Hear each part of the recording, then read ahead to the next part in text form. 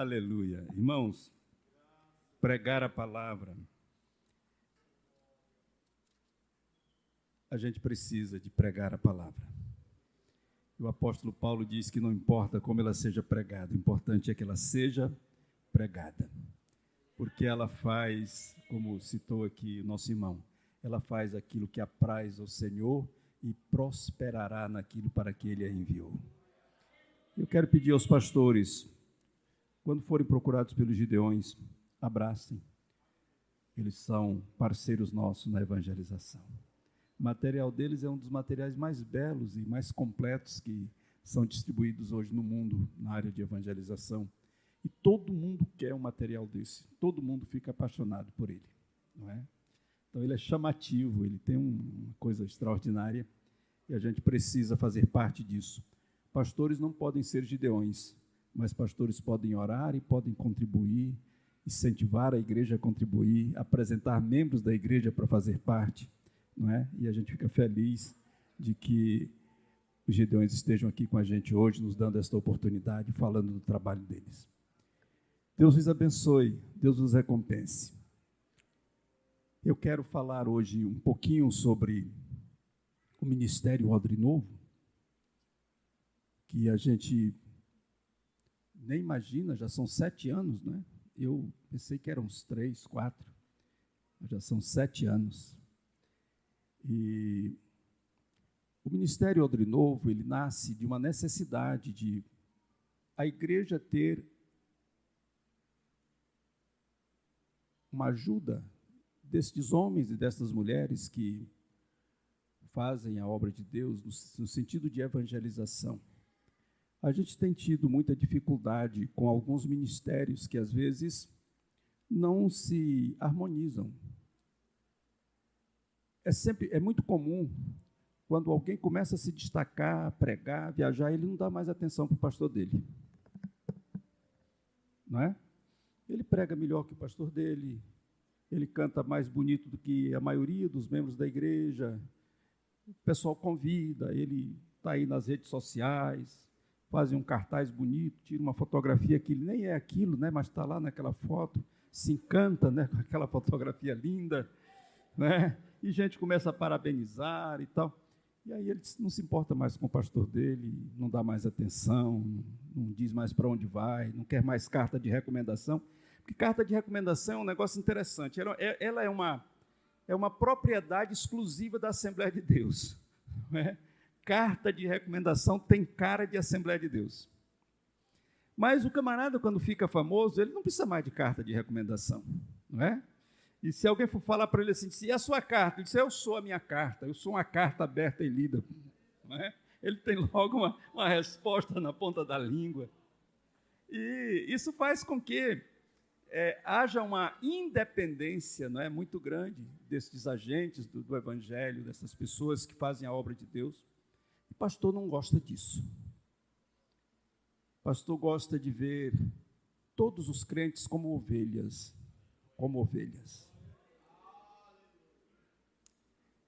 E ele gosta de ver o crente vir para o culto, orar de madrugada, está no culto de doutrina, está no culto de Santa Ceia.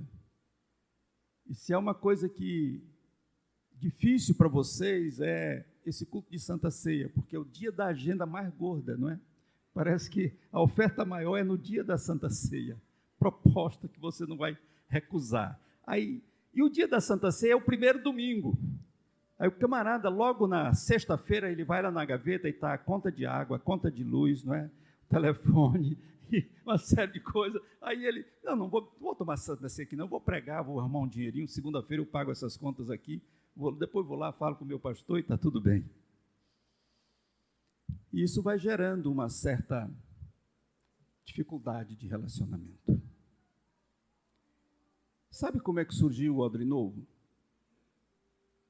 O Odre Novo surgiu das inúmeras reclamações que a gente tinha de pregadores e cantores de Araguaína, que estavam no mundo por aí, a gente nem sabia, e aí as pessoas ligavam, olha, o pregador fulano de tal aí da sua igreja está fazendo umas besteiras aqui, Isso foi muitas vezes, eu nem somo. Aí um dia me deu um estalo. Você sabe de uma coisa?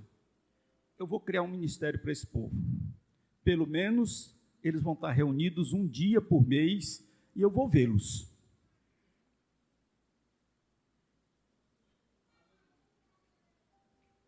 E a gente vai estar junto.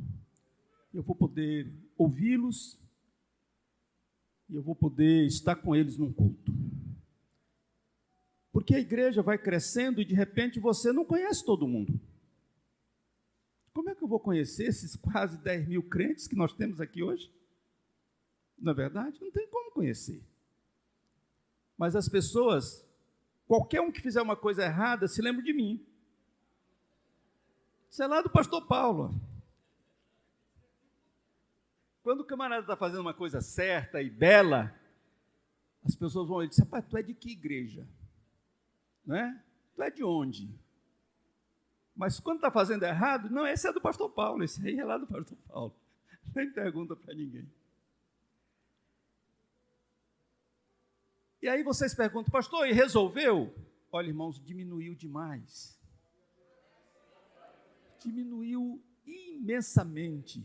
Sabe por quê? A gente passou a se conhecer mais. E quando alguém pergunta, pastor Paulo, tem um pregador aqui, de que jeito é ele? Né? Hoje um ligou para mim e disse, pastor Paulo, um pregadorzinho assim magrinho, novinho, assim loirinho, dos olhos miúdos. Eu digo, é o Tiago. Olha, é gente boa, pode levar. Jesus vai abençoar, vai ser festa boa, ele prega bem. Não é? Entenderam como é que passa a melhorar? Aí alguém pergunta assim, diz, mas o Odre Novo dá muito trabalho. Não dá trabalho nada. Não é? Está melhorando muito. Não é verdade? Está melhorando muito, está crescendo. E eu digo crescimento não em quantidade, mas em qualidade. Gente, depois que vocês passaram a ter uma responsabilidade de pregar, que seja uma vez por mês aqui na igreja, neguinho tem se virado aí à torta e à direita, não é verdade? Tem se virado, não é? Pesquisado, estudado. Eu vejo gente lá na escola de teologia hoje que antes não dava nem atenção para isso.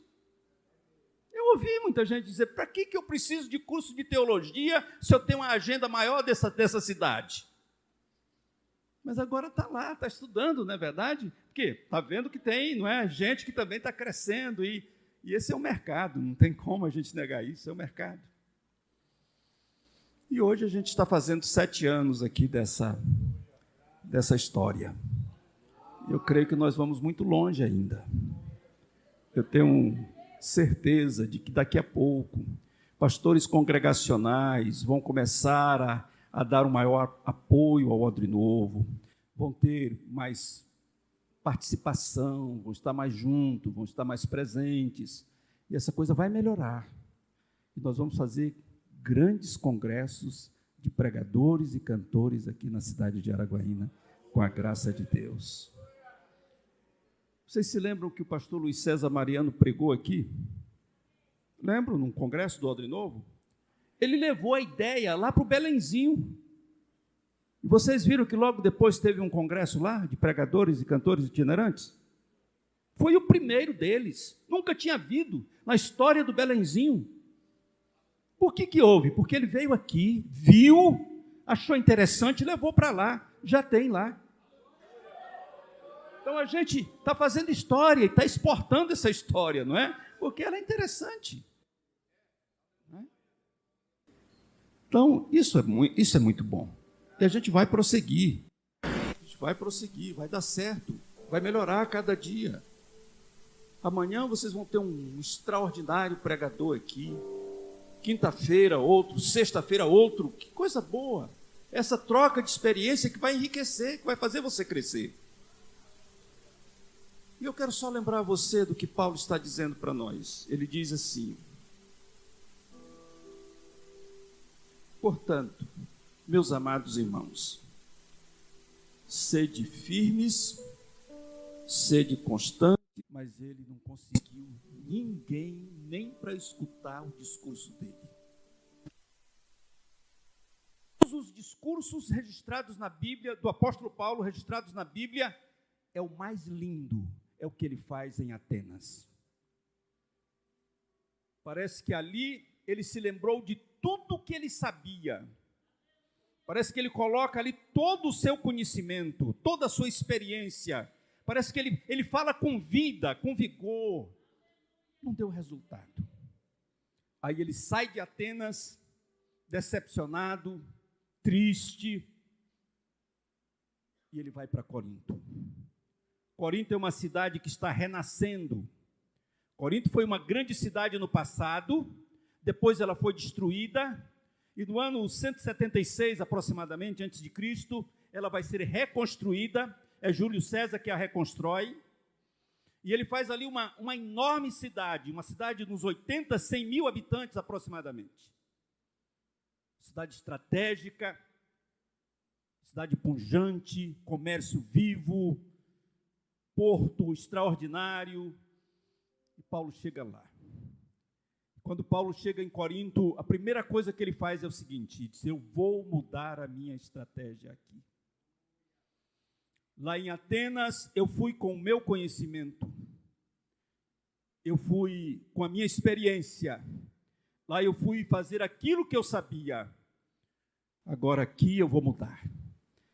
E a primeira coisa que ele escreve nessa carta é a seguinte: eu não vim ter convosco em sabedoria humana. Eu não trouxe mais para Corinto sabedoria humana, mas eu trouxe poder de Deus. O que eu vou pregar aqui é no poder de Deus, é na orientação do Espírito Santo, é aquilo que o Espírito me der que eu vou falar para vocês. E essa igreja é fundada ali por volta do ano 52 depois de Cristo.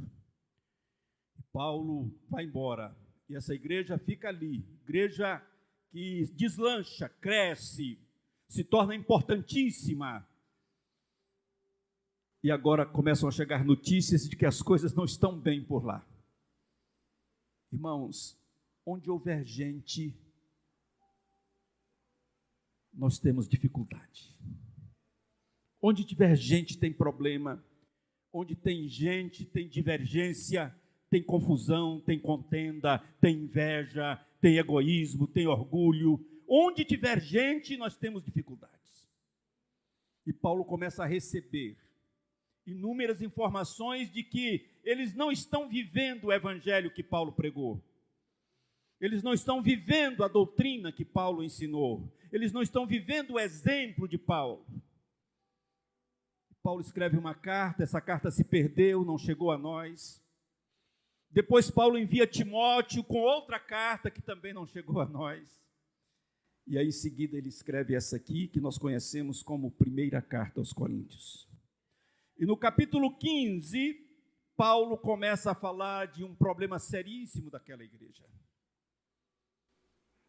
Glória a Deus.